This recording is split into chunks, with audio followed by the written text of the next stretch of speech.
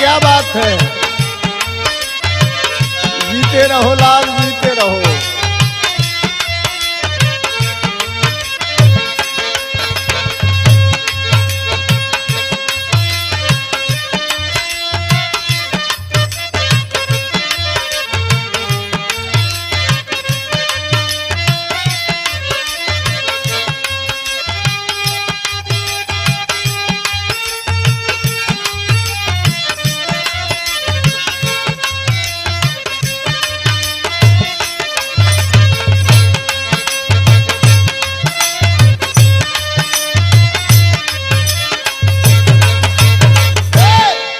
यह रिकॉर्डिंग बहुजन म्यूजिक मंच से कराई जा रही है। हमारे बड़े भाई अभिमन्यु यादव जी के देख रेख में कराई जा रही है। तो लिखा गया कि भारत की निराली शान है अम्बेडकर। मुसलमानों ने कहा मुसलमान है अम्बेडकर। मनुवादियों ने कहा बहुत नादान है अम्बेडकर। दलित पिछड़ा वर्गों ने कहा मेरा भगवान है अम्बेडकर।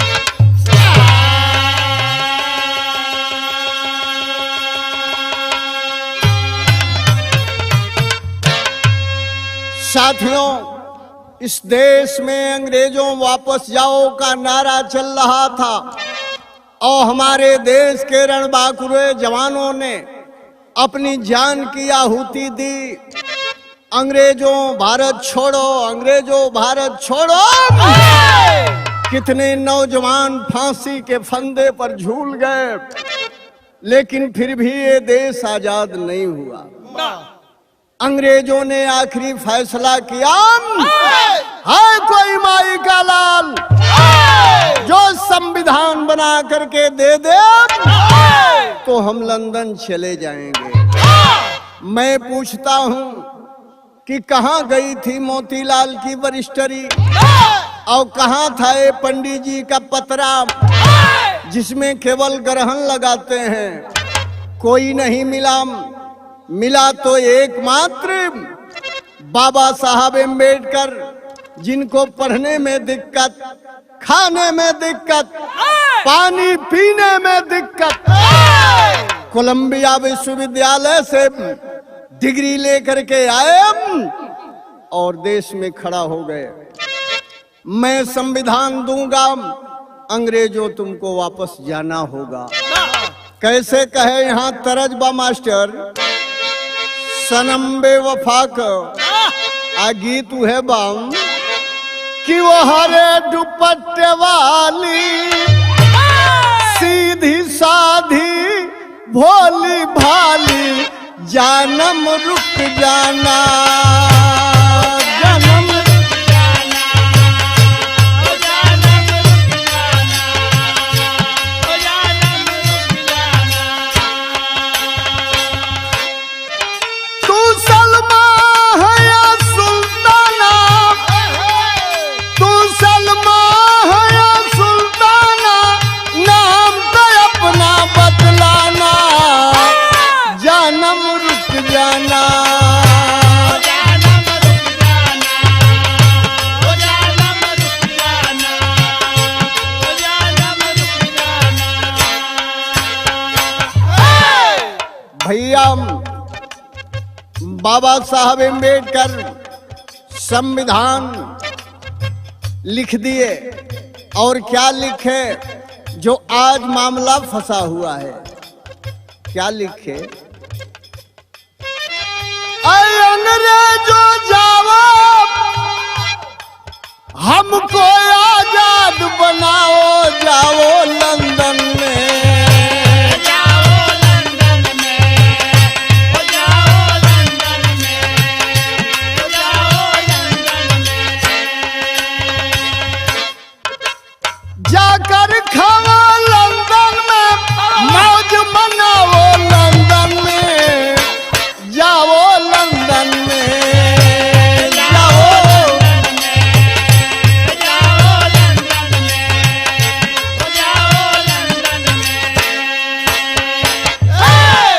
साथियों, बाबा साहब संविधान लिखते समय पूरे 85 जातियों को हक निर्धारित किया है अपने संविधान में। लिखा क्या कि बनाए अम्बेडकर कहाए विधानी,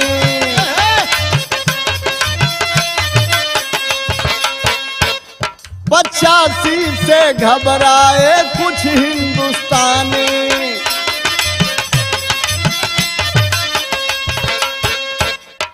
साहब ने फरमाया ऐलान जाकर कोई जांच कर ले हिंदुस्तान आकर।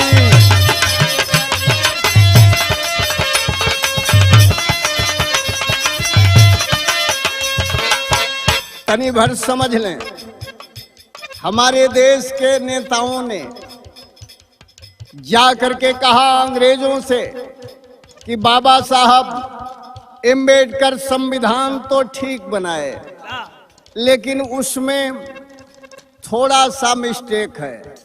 क्या मिस्टेक है? तो 85% की ये जातियां, यादव से लेकर के निचली कड़ी पर जितने लोहार कुम्हार राजभर जो ये हक दिए हैं, ये लोग छोटी जात में नहीं हैं, ये लोग बड़ी जात में आते हैं। अंग्रेज कहा कि तब हम भारत नहीं छोड़ेंगे जब तक कि इसका जांच नहीं होगा। जांच करके हम देखेंगे कि ये लोग छोटे हैं, आरक्षण के लायक हैं, नहीं हैं, तब दिया जाएगा। अंग्रेजों ने एक कमेटी गठित किया। कौन सी कमेटी? उसका नाम पड़ा मित्रों, अंग्रेजों ने झटपट कमेटी बनाया, साइमन कमीशन जो कि कहलाया।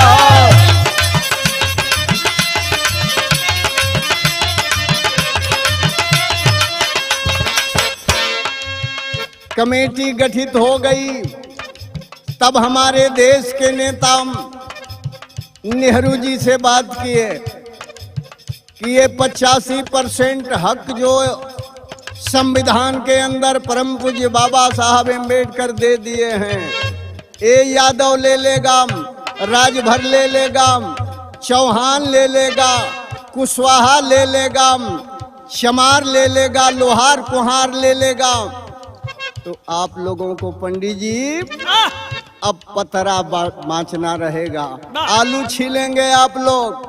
डीएम पीएम की कुर्सी नहीं मिल सकती है, इसलिए कि अम्बेडकर अपने संविधान में इन जातियों को दे दिए हैं। अहि दादा, ओ कौम का कान खड़ा हो गई कि अरे महात्मा जी बतौलन नेहरू जी अपनी जाति वालों को कहो कि इनको जा करके भूल भुलैया में दे दें कि आप लोग छोटे नहीं हैं, बड़े हैं, नहीं तो कहीं अम्बेडकर का दिया हुआ ये ले लेंगे तो डीएम पीएम सीएम सारी कुर्सी इनके हाथ में हो जाएगी। यहाँ वह तरज बाम कि आई हो दादा बदल गई दुनिया,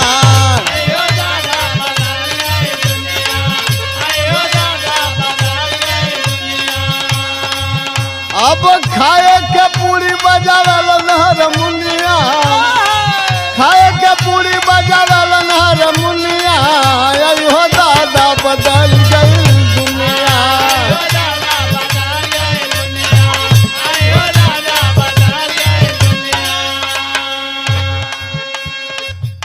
अभी साइमन कमीशन पीछे है, तब तक आगे एक पार्टी चल दिया। कौन सी वो पार्टी थी? यही मनवादी लोग, ब्राह्मणवादी लोग, कि सबको भुलवा दिया जाएगा और अम्बेडकर जो हक आरक्षण दिए हैं इनसे भुलवा करके इन लोगों का दूर कर दिया जाए, नहीं तो डीएम पीएम सीएम सारी कुर्सी ये लोग हासिल कर लेंगे।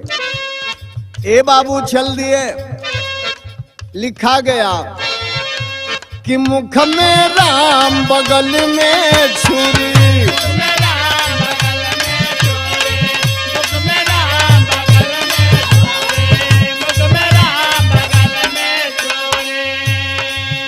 अरे खाए के सतुआ,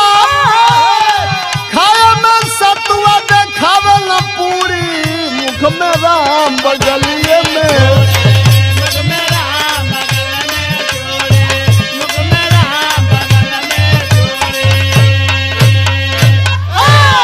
आगे आगे चल दिए, ऊंचा बनाओ अभियान, साइमन की कमेटी अभी जांच करने वाली पीछे है।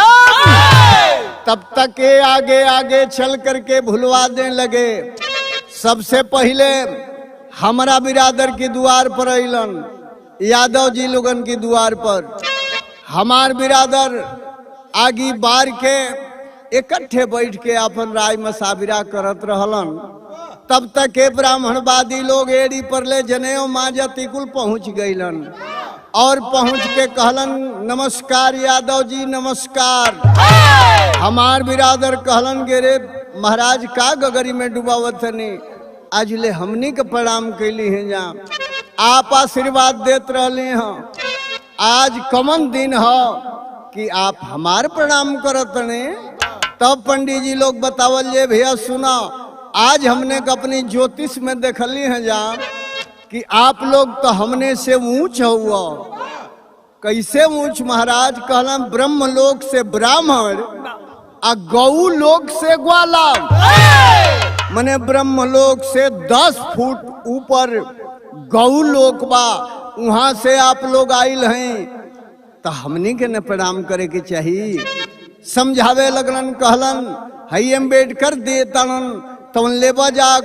हमार बिरादर कहना जरूर लिहल जाई, उमे हमनों की लइकन के नौकरी लागी, हम लोग भी परसेंटेज के हिसाब से अपना हक आरक्षण पा जाएंगे। कहला पात जइबा जा, लेकिन बाब हम समझौलन कि पात जइबा जा जरूर, लेकिन धर्म में दाग लग जाई। अम्बेडकर तो चमार है और आप लोग थोड़ा थोड़ा चमार की श्रेणी में आ जाएंगे। वहीं से हमारी बिरादर के भुलवा दिहलन। यहाँ फिल्म का तरज है बा मास्टर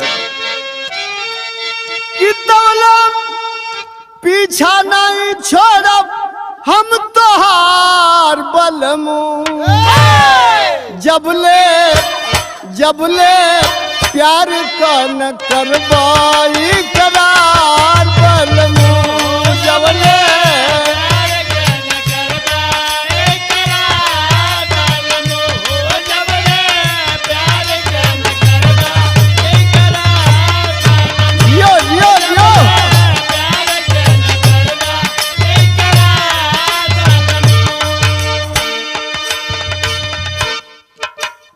हमारी बिरादर के भुलवा लिहलन। कहलन का यादव से कहलन तू महान तबू, हमारी देशवा का कृष्णा भगवान तबू, हमारी देशवा का कृष्णा भगवान तबू, हमारी देशवा का कृष्णा भगवान तबू, हमारी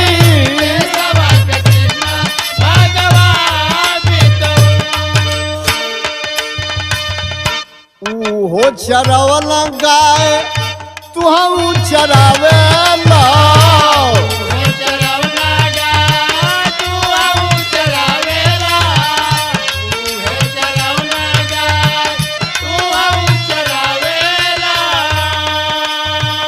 कैला महाभारत तू बहादुर में आवेला,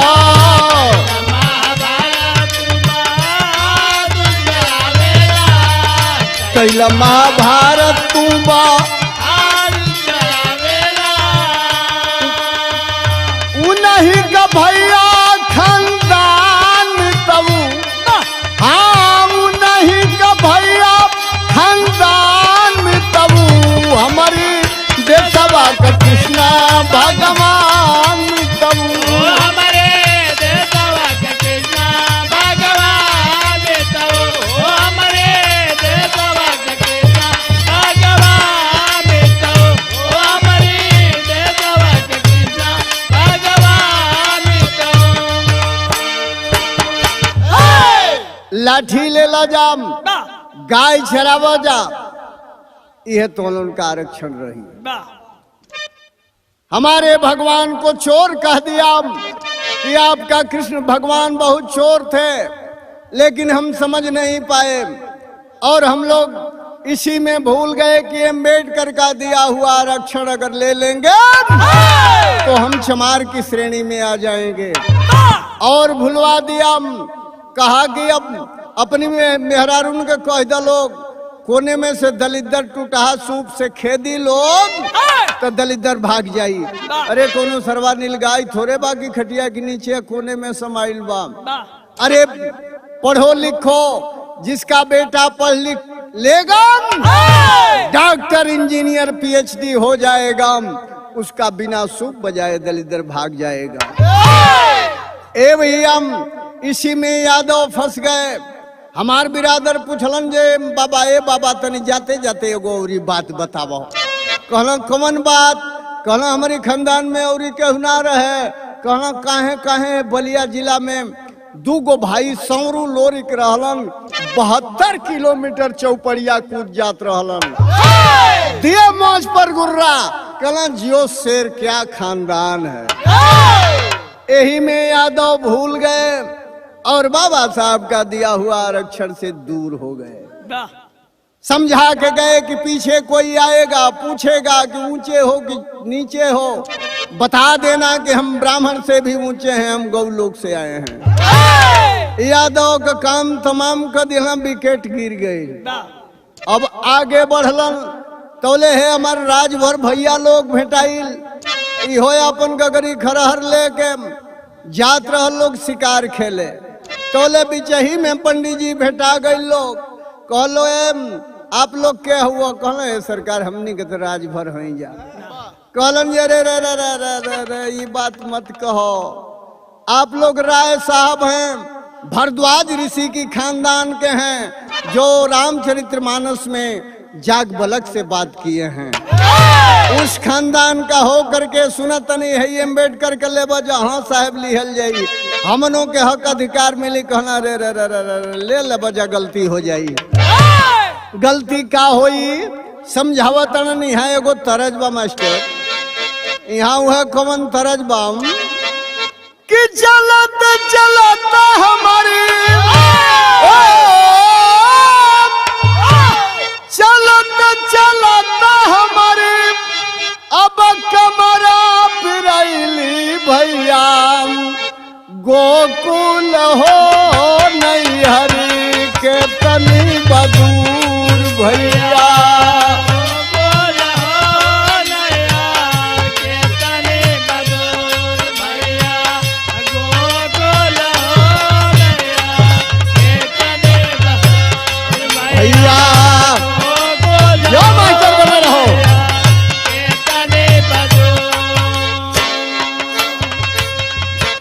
ये भैया बता दिए, लिखा गया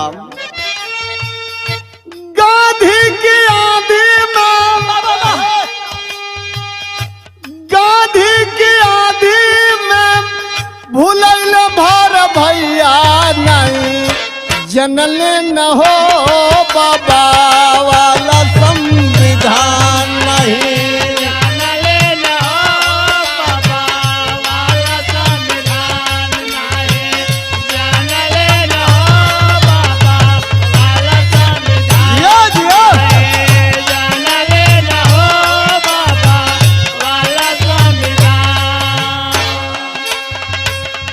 भर के बतवल तो हार सैकड़ों वकीला, राजा हुआ आप लोग, राजभर हुआ सैकड़ों वकीला, भैले पकौड़ी बिना तेल का रंगीला।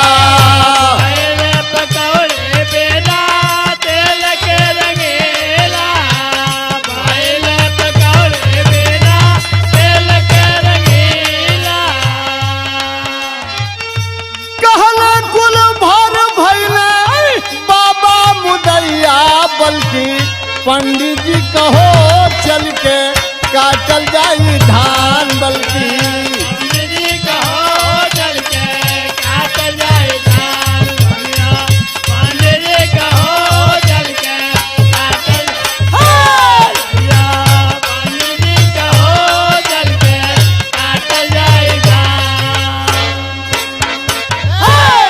राजभर को फंसा लिए। अम्बेडकर चमार बना देगा, अगर उनका हक ले लेंगे, आरक्षण ले लेंगे, चमार की श्रेणी में आ जाएंगे। इसलिए राजभर को भी बड़ा बना दिया। 12 गजब कलाकार ये सब होते हैं, बना ही दिए। राजभर भी पट गया और आगे बढ़ गए। जब आगे बढ़ गए तो एक बिरादरी और मिलल, जौन खांची फरुहा लेके अपन चल दिले रहल काम करे। हर से पंडित जी लोग जात रहल, आओ हर से वो बिरादरी आवत रहल, बीचे में भेंट हो गई। तो यहाँ वो है तरज बाम कि हम ही मजनू का यार प्यार सिखलाई बुए गोरी।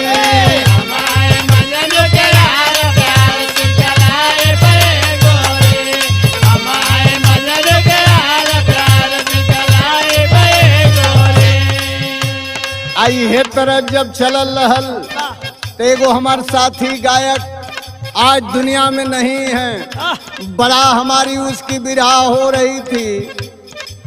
बेचन राजभर वो गा रहे थे इसी तरह को कि खा गईलू लंगड़ायाम, हाँ खा गईलू लंगड़ायाम, दाम कहिया दे बुझ रही।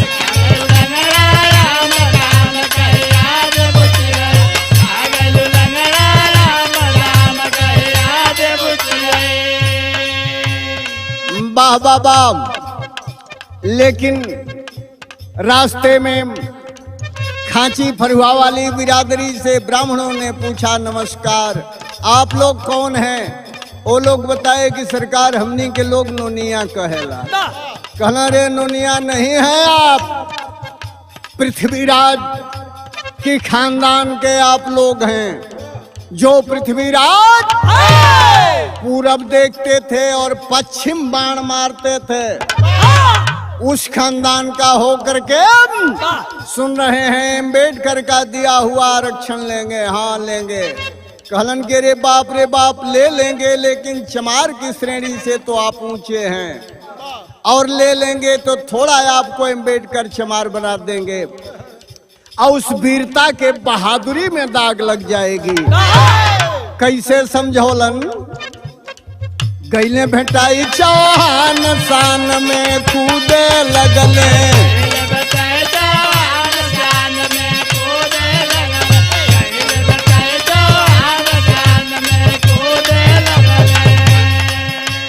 नोनिया से कहला का आरक्षण ले पे जाला,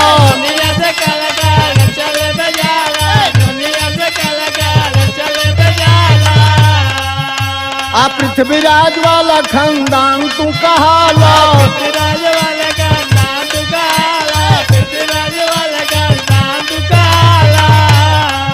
अरे बत्तिये में हो गई दीवान, हाँ बत्तिये में हो गई दीवान, शान में कूदे लगले।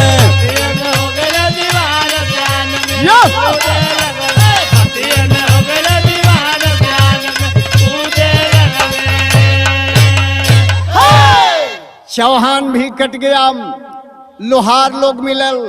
लोहार से कहलन आप लोग विश्वकर्मा भगवान के खानदान के हैं, ये लकड़ी गढ़ो। बीच में कुहार मिलन, कहला आप लोग यह भरुका गगरी बनावा, आरक्षण लेके चमार मत बना। अम्बेडकर चमार बना देगा। मल्लाह मिलन, मल्लाह से कहलन कि आप लोग तो भगवान को पार किए हुए हैं, आरक्षण ले लेंगे तो चमार की श्रेणी में आना पड़ेगा। जो भगवान राम पार उतरा, लेकिन आज तक उस मल्लाह की खवाई नहीं दिया। तुलसीदास भी अपने रामचरितमानस में लिखे हैं कि उतरी खाड़ भय सुरसर रेता, सिया राम गुहलखन समेता, केवट उतरी दंडवत किन्ना, प्रभु सच्चे कछुए ही नहीं दिन्हा। केवट इतना ईमानदार था कि पार होते समय कुछ नहीं लिया, पार कर दिया। लेकिन आज वही मल्लाह दर दर मारा फिर रहा है, और वह राम लंका से चला गया, मल्लाह आज तक घाट पर खोज रहा है। ए भैया उनको भी नहीं मिला। इसी तरह 85 जातियों को नहीं मिल पाया। इसलिए कहनाम है क्या, अब एक बिरादरी औरी मिल गई रास्ते में। ई भंटा तुरत बिरादरी रहल। एजा कवन तरजबा मास्टर बाबा यह हो कि लगे ना वंघाई रतिया सूती तकिया लेके मन बिगाड़ देले बालू चुम्मा देके मन बिगाड़ देले बालू चुम्मा देके मन बिगाड़ देले बालू चुम्मा देके मन बिगाड़ देले बालू चुम्मा देके। बाबा दियो लाल क्या बात है, क्या बात है। देले बालू बहुत अच्छे। मन बिगाड़ देले बालू चुम्मा देके। ए भैया आखिर ई बिरादर भंटा तुरत में कुशवाहा लोग मिल गए। आज जब कुशवाहा मिले ब्राह्मण जाकर के नमस्ते किए और कहे कि आप लोग कौन हैं। हमार कोई भाई लोग कुशवाहा लोग बतौलन के सरकार हमने के तो कुशवाहा हैं जा। कहना रे बाप सुना तनी है ये अम्बेडकर का दिया हुआ आप लेंगे। हाँ हम लोग लेंगे। हम लोग भी आरक्षण के हिसाब से अपनी नौकरी पाएंगे। हम लोगों की बच्चों की अच्छी पढ़ाई होगी। हम लोगों का हक अधिकार मिलेगा। कहलन की ले लेंगे, ये तो बात ठीक है, लेकिन आप किस खानदान के हैं। खानदान बताया उन्होंने। क्या बताया, भंटा तुरत में कुशवाहा भेटाई। भंटा तुरत में कुशवाहा भेटाई। बाबा रची के किए हैं गुरुवाई। भंटा तुरत में कुशवाहा भेटाई। बाबा रची के किए हैं गुरुवाई। भंटा तुरत में कुशवाहा लो। बाबा राजे के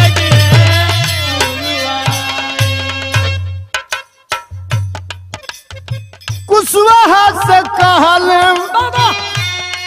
का आरक्षण लेबे जाला। सम्राट अशोक के वंशज कहाला। देव धर्मावा में दगिया लगाई।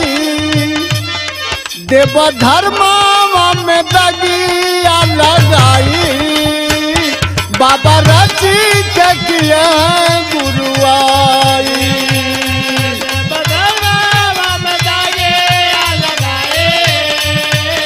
बाबा रची के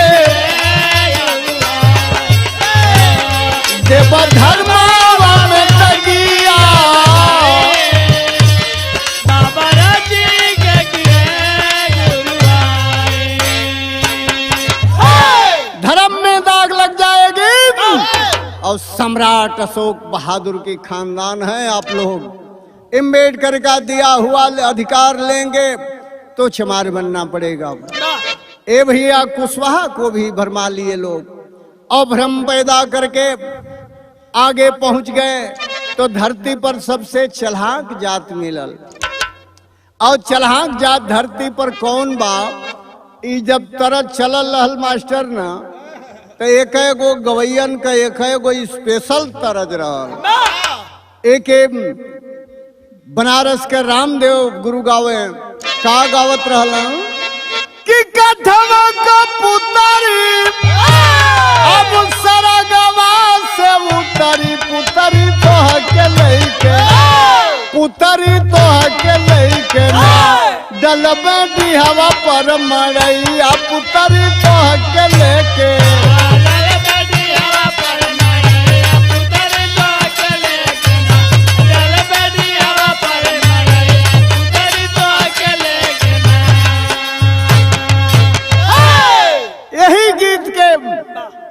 हमार उस्ताद बुल्लू जी गावे का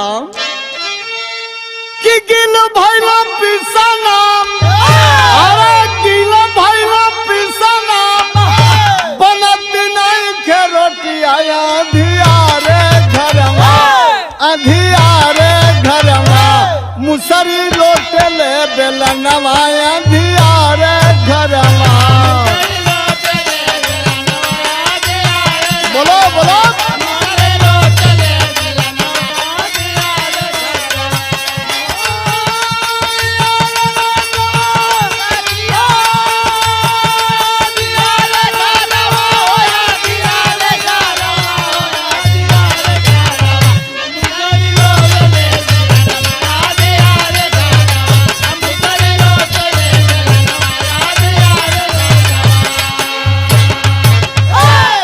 साथियों, सारी जातियों को पढ़ाते सबसे धरती पर चलाक जात कहाँ गए और तरजी है बम कि कैला बनिया जी भेटाई, बोले पंडित जी सुनाई का सुनाई मितवा, का सुनाई मितवा, सब ही बतिया में भुलाई का दियाई मितवा।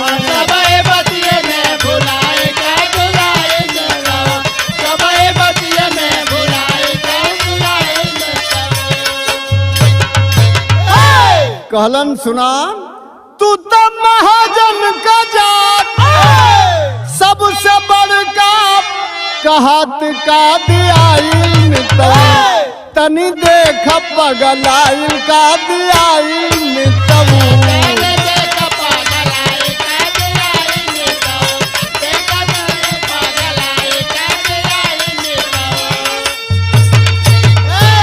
ए भैया महाजन को बता दिए कि आप धरती पर सबसे बड़ी जात के हैं और आप लोगों के पास गोदाम है, अम्बेडकर का दिया हुआ लेंगे तो आप महाजन नहीं रह जाएंगे, अब छोटा जन आ जाएंगे, छोटा जन हो जाएंगे। अब वही में बनिया लोगन में बाभन चार थपरा का उपायो लिख दिहलन, वही बनिया में के लिखलन कि वो मैं एक बतवला तेली, कहलो एक फाल ना ठेली, का सुनाई मितवा। ओमे एगो तेली जात के बता दियलन कि तेली का मुंह देख लेब तो जतरा खराब हो जाई, आ गदहा का मुंह देख लेब तो नीक हो जाई। मने तेली लोगन के मुंह से बढ़िया गदहा का मुंह बा और जतरा खराब हो जाई। चार थप्पड़ को उपायो लिख देहलन कि तेली जातड़न दांत नहीं खे देखावत तो कह जे दांत देखाऊ, कहला से केहू दांत ना देखावेला। पटक के गलफर चीरो दांत देखो तब तनी तनी जतरा होई, आ नहीं चार थप्पड़ मारा आही करी है तब जतरा ठीक हुई। मेरे कहने का मतलब कि इसी तरह से सारी जातियों को 85% की जातियों को जो आज कह रहे हैं कि अम्बेडकर केवल एक ही जाति को दिए, नहीं मित्रों, लेने वाले की कमी है, देने वाला दाता तो सबको दिया।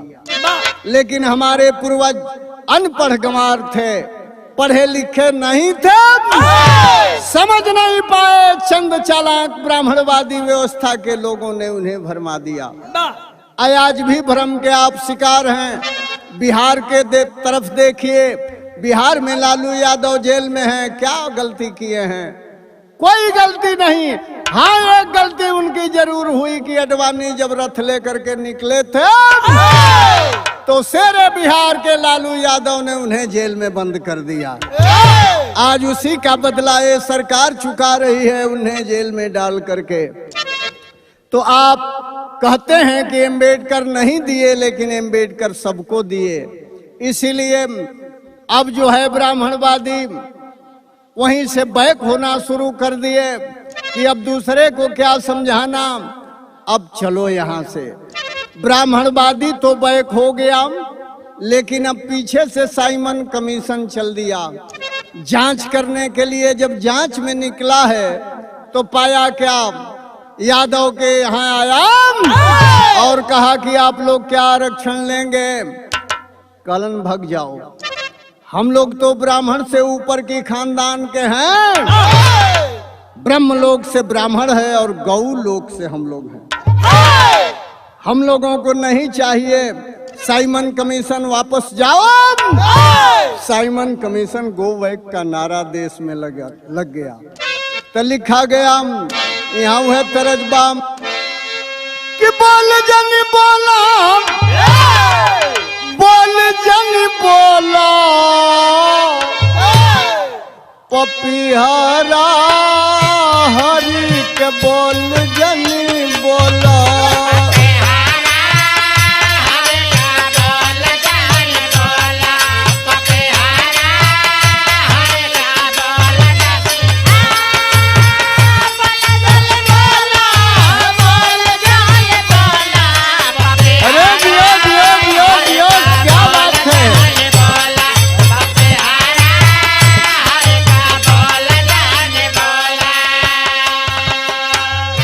सारी जातियों को पढ़ा करके ब्राह्मणवादी हम लोगों को भुलवा कर, हम लोगों को फंसा कर और हमसे दूर कर दिया। मेरे हक हिस्सा को अकेले लूट लिया और लूट करके हमसे कहा कि तुम लक्ष्मी की पूजा करो, कुबेर महाराज की चाबी मिलेगी, तिजोरी खोलो और पैसा पा जाओगे। लेकिन मैं पूछता हूँ ए दुनिया के लोगों, लक्ष्मी पूजा मनाने से, एक दिन 100 दिया तेल जलाने से हम अमीर नहीं हो सकते। 100 टाइम तरकारी बनाएंगे 100 दिया तेल बच जाएगा। इसलिए हम पढ़े लिखे व्यक्ति हैं, हम जानते हैं कि दिया बार के लक्ष्मी हमारी माताएं बहनें खोजती हैं, लेकिन लक्ष्मी का ड्राइवर सवारी जो है उल्लू है और उल्लू को रोशनी में दिखाई नहीं देता। तो हम दिया बार के यादव जी, दिया बार के जब लक्ष्मी के बोलौली जाते उल्लू दुआरी पर आइल, हो गईल आन्हर, हेले के दुआरी में हेल जाई पिछुआरे बसवारी में, और कहीं लड़ा दिहलत तो लक्ष्मी के थुथुना भुवना कुल फूट जाई। लेकिन वो कर लक्ष्मी कभी ना घटी, ये कर लड़का आधा पेट खिया के आप पढ़ा देबा लिखा देबा, लड़का डॉक्टर इंजीनियर पीएचडी हो जाई, दौलत आवे लगी, घर में लक्ष्मी का भंडार भर जाई, बिना सूपे पीटल बिना दिए जरावल लक्ष्मी तोहरी घरे आ जाई। ओके ना हमने देखली, हमने यही फेर में पड़ गई जहाँ गजब गजब व्यवस्था में हमनी के डाल के आज ले भूलवावतन। आज अब कोरोना का डर एगो चलल बा, मंदिर में पूजा करावतन, मंदिर बनेगा, सारा चीज लगा है, लेकिन मंदिरों को अब ताला बंद कैले बना जो भीड़ मत जुटावत। तो भगवान और देवता का करत हूँ कि कोरोना चीन से चलल बा, आई जाके देवता फेल हो गई बना। यही से बाबा साहब अम्बेडकर अपने जमाने में नसबंदी कर दिया कि आज से कोई देवता नहीं पैदा होगा।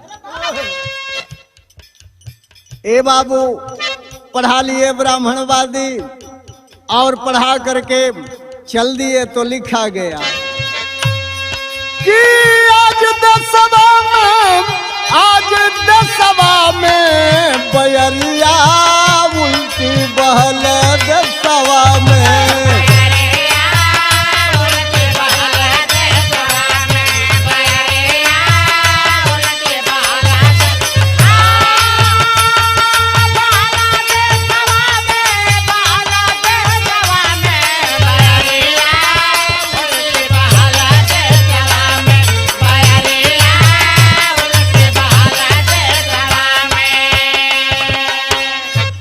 बाबा साहब अम्बेडकर हम सबका हक दिए, हम ले नहीं पाए तो आज बाबा साहब को दोष लगाते हैं।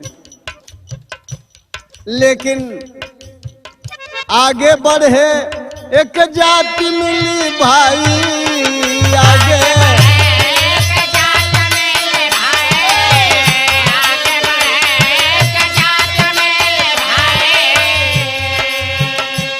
अरे लिहले चमार उनको माथ पर उठाई।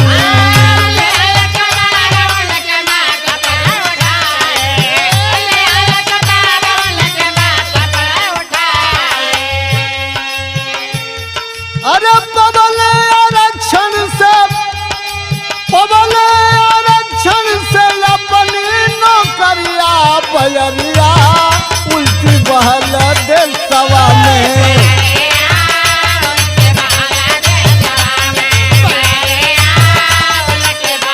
यो बहादुर जीते रहो।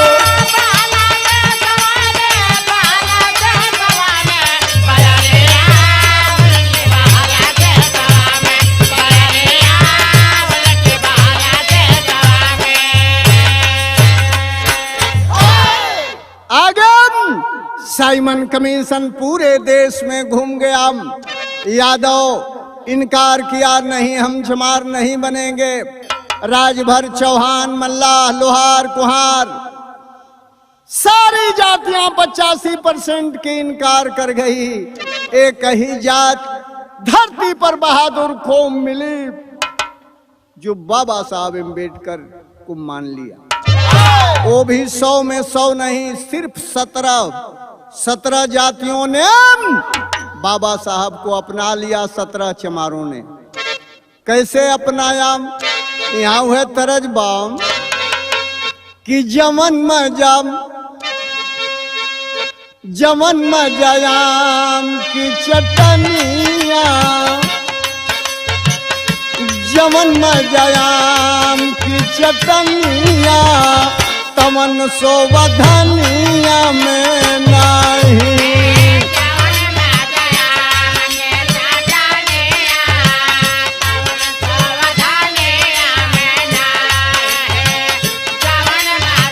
जियो लाल बहादुर हो, शेर हुआ।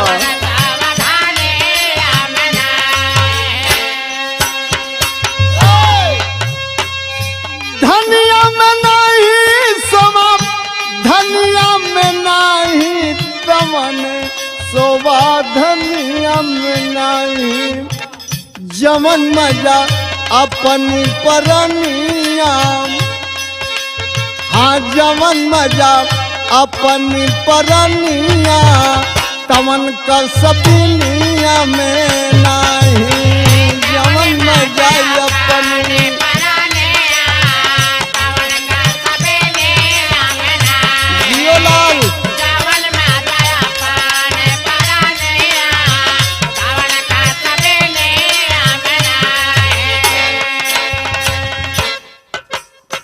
साइमन घूम रहा है देश में, दे रहा है हक, लेकिन ये सारी जात इनकार करती जा रही है। अब बनिया वर्ग में तो और ही पढ़ा दिहलन, बनिया लोगन के सबसे ज्यादा ठगलन, नौकरी से दूर कैलन। कहना सत्यनारायण स्वामी का कथा सुनो, भंडार भरा रहेगा। ई भंडार भरलन, ब्राह्मण बतौलन कि जितना तोहन का सरल गड़ी छोहाड़ा घोला कीड़ा पड़ जाई, ओके हमने का चैत रामनवमी में धार बना के बिकवा दिहल जाई। आ माई बहन ले जाके भवानी माई के छाक दे दिहन। अरे आज ले भवानी माई हमार जीभ ना कटली भैया धरती पर। आ हम रेल के गावत हैं, हमसे गावे में एक MLC काशीनाथ जी हमारे जोड़ीदारी में गाते थे और मान्यवर कांसी राम दोनों को चला दिए। और जमाना आया तो उनको विधान परिषद में उत्तर प्रदेश की ऊंची काउंसिल में भेज दिए और 100% यादवों को दिया और वह हमारी कौम छितरा गई है, इधर से उधर भटक रही है। आखिर क्यों? 85% के लोग हो, ले लो हिस्सा। अखिलेश यादव भी नहीं समझ पा रहे थे, लेकिन जब उनकी कुर्सी धुआ दिया इन ब्राह्मणवादियों ने, वो भी समझ गए कि हम अगड़ा नहीं हैं, हम भी पिछड़ा हैं। चिल्ला करके कह रहे हैं दुनिया के अंदर जरा सोच लो यारो, यही कहा। लेकिन रास्ते में साइमन जब गया एक जातियों की बड़ी दुर्दशा देखा। वो कौन जात थी? रहिया में मिलन चमार हो, और रहिया में मिलन चमार हो, कैले स्वीकार मोरे भैया। रहिया में मिलन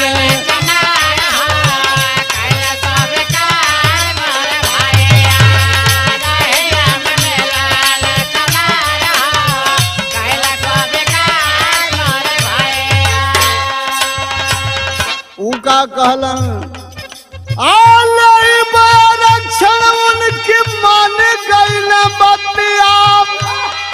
आप बाबा अम्बेडकर हुए धरती का थतिया, कैले स्वीकार मोरे भैया। कैले स्वीकार मोरे भैया, ले लिहले अपन अधिकार हो, ले लिहले अपन अधिकार हो, कि कैले स्वीकार मोर भैया।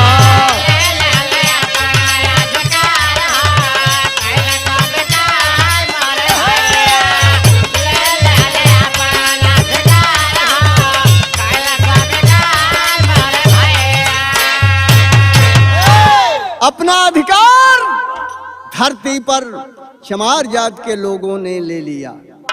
17% जब उनको मिला और 17 चमार के बेटे को नौकरी मिलने लगी, 17 चमार के बेटा डीएम एसपी कलेक्टर होने लगा, तो अब इन जातियों का माथा ठनका कि अरे हई चमारों के लड़कों को वो वजीफा मिल रहा है, ये कैसे मिल रहा है।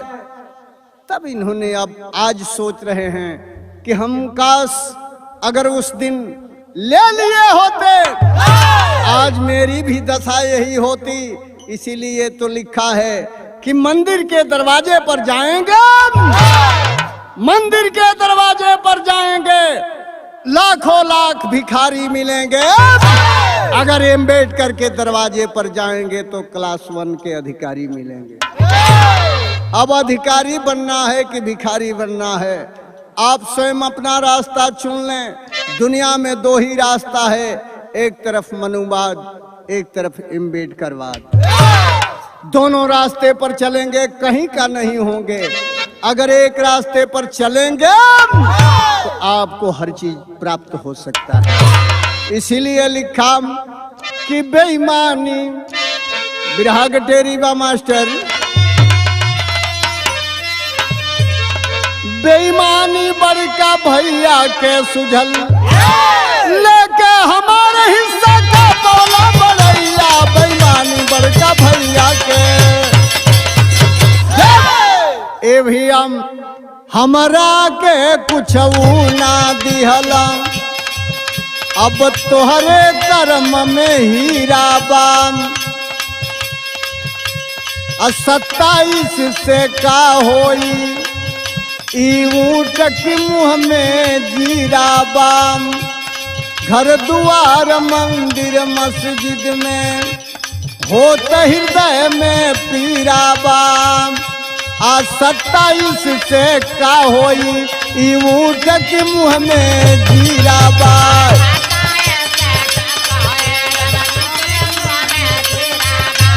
ऊँट के मुँह में जीरा, ऊँट के मुँह में जीरा बाई, ऊँट के मुँह में।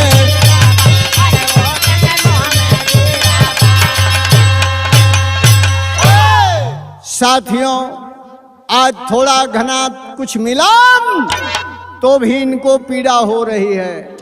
आखिर हम लोग कैसे जिए, कैसे अपना यापन होगा।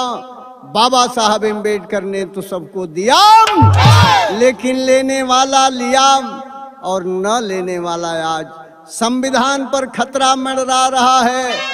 और 50.5 अकेली बड़ी जातियों के लोग ले लिए और 49.5 में 85% भटक रहा है। आखिर ये हालात क्या होगी, आगे की भविष्य सोचिए, कैसे आप इसको प्राप्त करेंगे।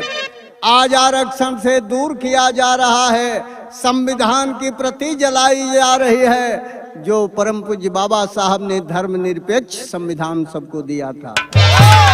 ए भैया, तो इसीलिए कहा है आखिरी प्रमाण बा गीत का कि बाबा संविधान आज बुलावे मितऊ, आज वही संविधान को बचाना है और संविधान को बचा लेंगे सारा हक पा जाएंगे आप, अपना राजा बना लेंगे आप। अगर 85 जातियां इकट्ठा हो गई तो किसी तूफान से टकरा करके अपना हक ले लेंगे। इसीलिए कहा है कि बाबा संविधान आज बुलावे मितऊ, अतः के गरवा से गरवा लगावे मितऊ।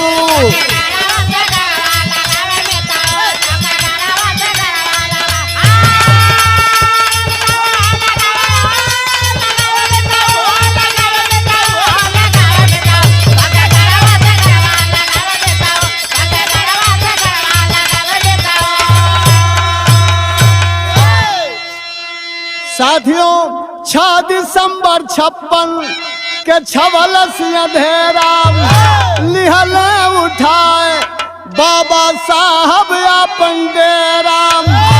6 दिसंबर 56 को परम पूज्य बाबा साहब अम्बेडकर इस दुनिया से पेट में दर्द हुई और चले गए।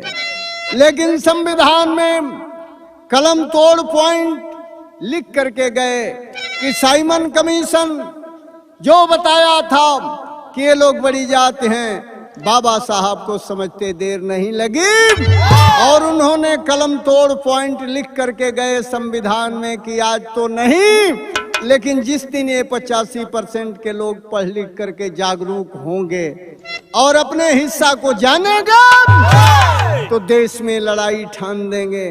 कौन सी लड़ाई? ये लड़ाई नहीं, वोट की लड़ाई। इसीलिए बाबा साहब अम्बेडकर ने आपको एक वोटर बनाया। लंदन में जाकर कचहरी में, लंदन की कचहरी को हराम को मचाए, बाबा साहब एक एक वोटर बनाए। वोट से अपना राजा चुनो और तेरा राजा होगा, राजपाट तेरा होगा। तो यही वोट के अधिकार को बतावे मितऊ, आज आपन संविधानवा बचावा मितऊ। संविधान को बचा लेंगे, यही आपकी उपलब्धि है। संविधान बचा लो साथी, खतरे में आज आजादी, ना तो लूट ली है दसवा के आज के मनुवादी। बेईमानी बड़का भैया के सुझल, रविंदर के बिरहा का तपैबा समैया, बेईमानी बड़का भैया के